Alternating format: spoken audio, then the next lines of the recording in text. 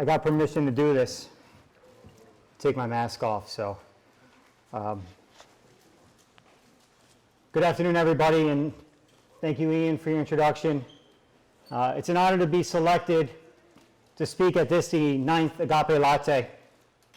Although, truth be told, I might have forced my hand a little bit, because back in February, pre-COVID actually happening, when I was diagnosed with cancer, I ran into Mr. Drams in the hallway, and I said, Mr. Drams, Nathan, as I like to call him, I said, book me for Agape Latte in the fall, and I'm going to title it Kicking Cancer's Ass.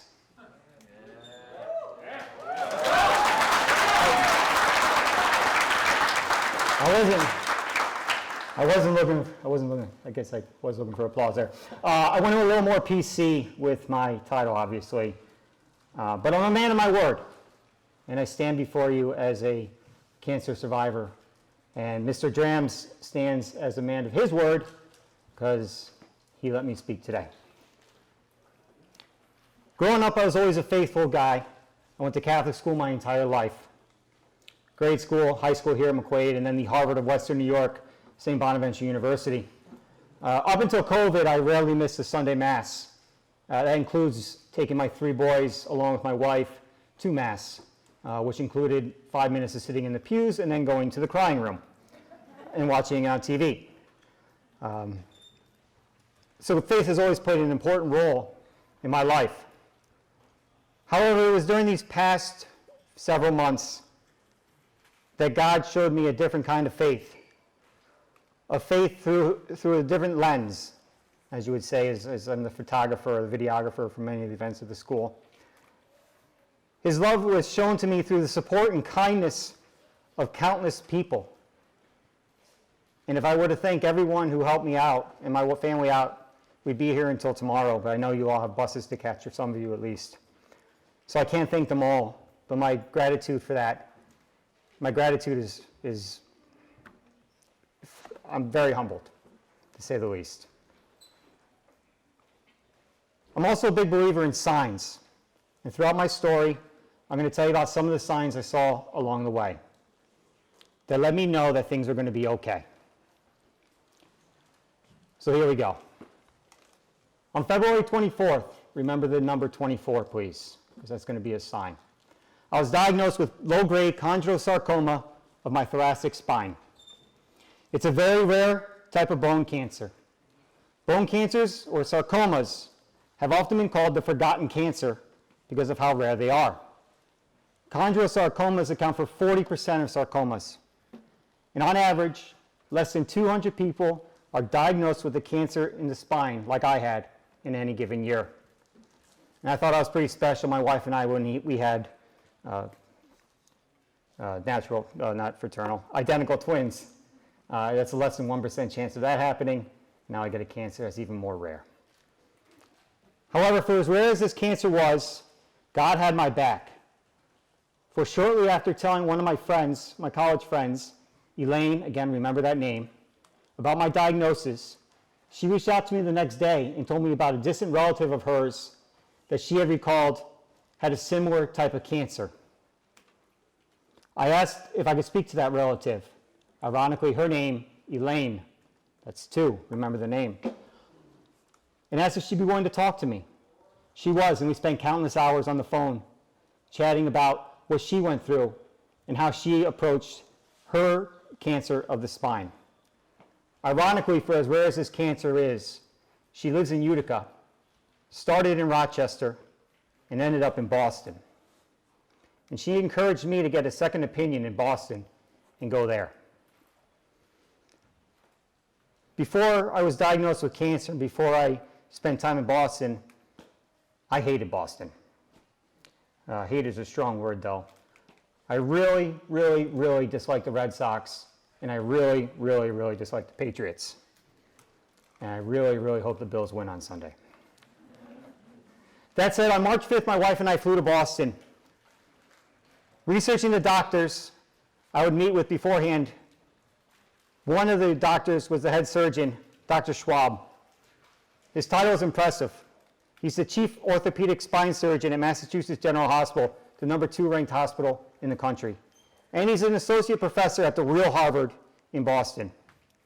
However, in reading all of his accomplishments, the one that caught my eye was his major in college as an undergrad. Does anybody want to venture to guess what his major might have been? Theology. Religion. Majored in religion in college. I took that as a sign.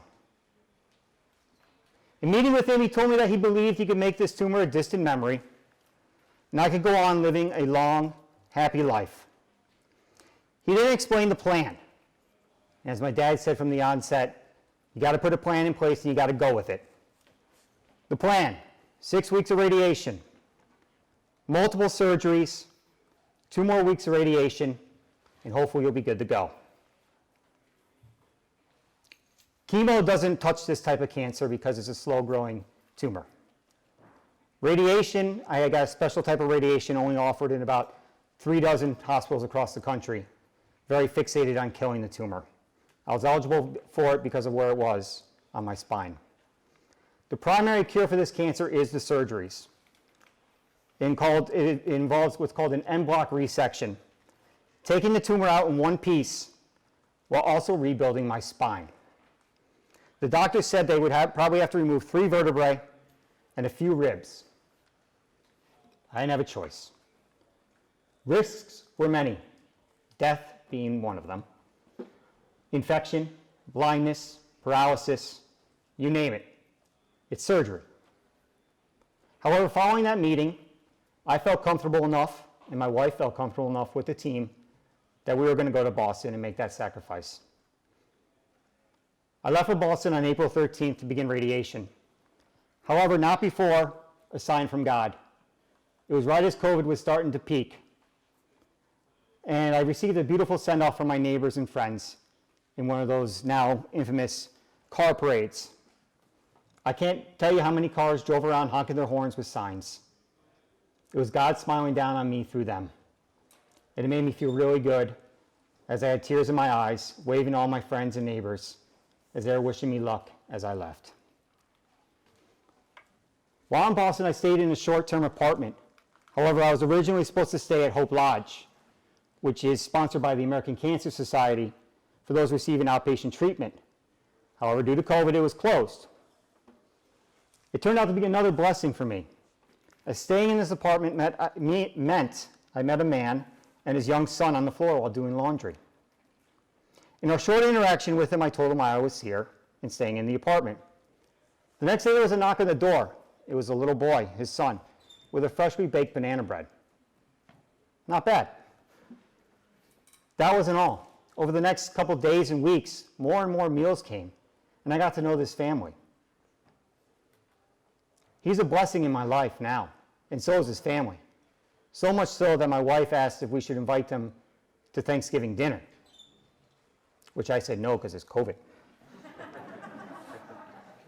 And I'm not joking when I say this, we still keep in touch. He actually called me on Tuesday just to check in to see how I was doing. But a blessing in disguise. April 14th was my first day of treatment, and I arrived in the waiting room. And I looked at the nameplate of the receptionist. Power of 3s. I told you about 2 Elaines. There's my 3rd Elaine. The receptionist's name was Elaine. A lot of times you think bad things happen in 3s. Well, for me, good things happen in 3s too. That was a sign from God that I was on the right path. Another sign on that first day requires some background. I was born in Georgia in the 1980s and 90s when the Atlanta Braves were really good and on TBS all the time. Therefore, I'm a Braves fan. I have been my entire life. If you don't believe me, look at my senior quote in the yearbook. So here I am in the middle of Red Sox country, and I walk into the radiation room on that first day. And what's hanging from the radiation machine? A monkey dressed in an Atlanta Braves uniform. A sign from God that this is where I'm supposed to be healed. As I went to radiation each day and was put on the table, I found during these moments that I could more easily pray. My prayers to God were not to heal cancer, though, because I knew that in my heart, it wasn't God who was ultimately going to cure my cancer. Rather, I would pray to thank God for the gifts he had given to those who were treating me, the minds to come up with the technology that they were using, the gentle hands to remove the tumor, the patience and compassion of those who would work with me throughout my journey, and the patience and compassion especially of my wife and family. There I was getting my body shot with radiation every day, yet prayer gave me peace. It was also during these 6 weeks that God's love showed himself to me through kindness of so many. My mom, who stayed with me the first 3 weeks, my dad, who stayed with me the second 3 weeks, and my wife, who surprised me, at least she thinks she did, the last few days. The cards I received from so many, perhaps some of you in this room today, from Mrs. Hendricks' class. The meals prepared for my family while I was in Boston, from so many colleagues, graduate parents, current parents, and friends. To this day, I'm truly grateful and blessed. But I want to call special attention to one McQuaid classmate, a classmate who I wasn't overly friendly with here. And it goes to show you the power of the brotherhood that McQuaid is. I've probably spoken to this classmate twice in 18 years since graduating, and maybe 4 times while we were students here. But upon hearing my diagnosis, his family, who owns Abbott's, and he sent not only me Abbott's in Boston, but my wife and my family Abbott's in Rochester. When we talk about brotherhood and what it means to be part of the McQuaid family, that's what it means. It doesn't matter the amount of time that you've spoken to each other or how long it's been. You guys are brothers. It also doesn't matter the class year that you graduated. You're all part of the same family. After radiation, I returned home for 6 weeks to allow my body to heal. And a week before surgery, the surgeon called about the possibility of using my rib to rebuild my spine. Something that had never been done before. What was my reaction going to be? Okay, doc, whatever you say. Typically, when rebuilding a spine, they use the fibula. It's a bone in your leg. It's a non-weight-bearing bone. But for this, they said, we've been thinking about it. We think we can use your rib. We're not going to know until we open you up, though. Okay. I had to go with it.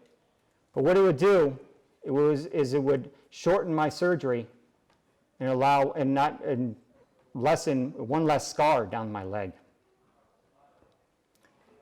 It was during that conversation I said to him, and I asked very matter-of-factly, Doc, what are the chances you get this thing out in one piece with clean margins? He said 80%. At McQuaid, I would have thought that was a good grade. However, I wanted a little more than 80%, but I had to go with it. It was the reality of the situation. In late June, my wife and I returned to Boston for my surgeries. I had 3 surgeries. First one was on June 23rd. It was a 3-hour procedure, and what they did is they went into my body, and they cut off the blood supply to the tumor. After that, I was taken to a normal room, a regular hospital room, to spend the night and prepare for my next surgery the following day. The second surgery was 11 hours.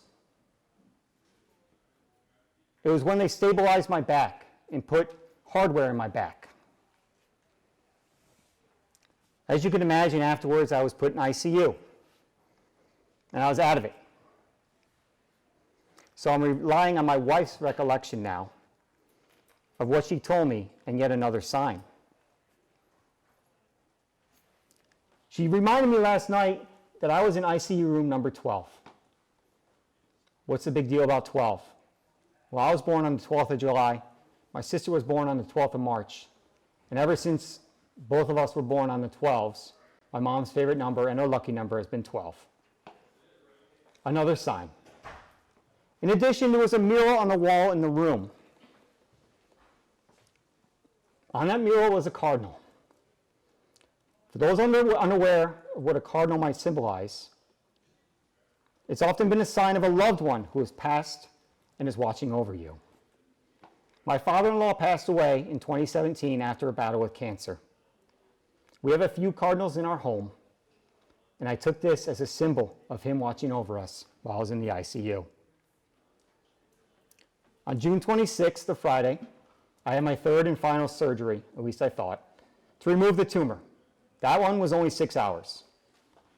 The surgeon called my wife a few hours in to say they had gotten the tumor, but it still needed to be tested. Afterwards, I was brought to ICU, and I don't remember much. As I like to call it, Dr. Dilaudid, the drug to help me relax, was a big beneficiary for me during those times. My wife was the only one allowed in the ICU because of COVID. However, my parents also came there for moral support, and they were in Boston the entire time. As you heard, I have 3 kids. So where were my 3 kids? They were back home. And a plus to COVID, perhaps, if you want to say that. My sister and her fiance, who live in New York City, were home because of COVID. And they stepped up to the plate, knowing that Carrie and my parents wanted to be there with me. And they decided to watch our 3 kids. Talk about stepping up to the plate. It's no easy task watching over a 4-year-old and twins who are 2. Another sign of God's love for me. Another 3 days in ICU, and I was moved to the regular room and began to get out of bed just a tiny bit. With a walker, I was able to walk from here probably to that camera there, and then have to take a break. However, that following Friday, I was moved to a rehab hospital where I continued my recovery. And I was doing really, really well. I was walking with a walker. I was really impressing people. Insurance was going to kick me out, to be honest with you. I was doing so well. But then one night I started to shake a little bit for about an hour, and I didn't think much of it. And then the following night I shook a little bit more. By the 3rd night I really couldn't move, and I didn't want anything to eat. On that 4th night, on the 4th day I should say, my fever was up to 104. I was given a COVID test, and I was put in that COVID precautionary state. And by the end of the day, the folks at the rehab hospital said, you have to go back to the emergency room and get this checked out, because they didn't have the right facilities there in place to really find out what was going on. That day, unfortunately, was July 12th, which is my birthday, so it was kind of a bad birthday. I ended up being transported back. Spent the night in the ER. At 5 a.m. the next morning, was admitted to a room. By 2 p.m., I was having a 4th surgery to clean out an infection. I talked about the risks of surgery. Risk was infection. There it was. My body was open for 20 hours on a table. It happens. All told, between the 2 hospital stints and the stint in rehab, I spent 24 nights in the hospital. I said to remember I was diagnosed on February 24th. I spent 24 nights in the hospital. That's 2. Once I was able to get out of the hospital that following week after my infection, instead of going back to the rehab hospital, I decided to stay with my wife in the short-term apartment, and we stayed there for a week before going home.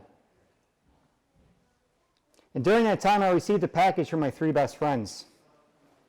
What was in it, you might ask? Potatoes. Potatoes with their McQuaid graduation photos on it, and one that said, F cancer, go Bills. Some may ask why they would do such a thing. My question is, why wouldn't they do such a thing for me? That's God's love. I returned home to Rochester on July 24th. That's 3 24s. A small sign. I returned to Boston one more time for the back end of radiation. 2 weeks more of radiation. My parents unable to be with me, and my wife needing to stay home with our 3 kids, who had had enough of her and myself being away from them. My sister and her fiance once again stepped up to the plate and met me in Boston, because they had been back in New York City now for the first few nights. After they left, it was one of my McQuaid friends who came with me. One of the potato heads, as I'll name him. He took the time to be with me. He took time off work to be with me. It wasn't a bother for him to walk to the hospital with me each day and put lotion on my back each night so I wouldn't get a burn from the radiation. A true friend in every sense of the word, a fellow knight, and another sign of God's love. As I mentioned in the beginning, I could spend all day thanking people for everything that they've done. A lot of those people in this room right now. But I would be remiss if I didn't mention the awesome message Mrs. Sheffer had arranged for me from Bills Hall of Fame quarterback Jim Kelly. My college buddy, getting Mark Schmidt, head basketball coach of St. Bonaventure, to give me a call and talk to me for 20 minutes because I'm an alumnus of the school. And the cross-country team here at McQuaid dedicating their 25-hour relay to me. 3 more signs of God's love shown through these incredible gestures. In late September, I returned to work, and here we are today. I have more hardware in my back than an aisle at Home Depot. There are 8 ribs that no longer attach to my spine. For now, and I hope this will change, I can't pick up my kids. I can't bend over to tie my own shoes. Half of my back is numb and will remain numb for the rest of my life. Whatever semblance of a golf game I had is probably over. I won't be able to help the faculty and staff defeat the seniors in either the basketball or the floor hockey game on Z-Day.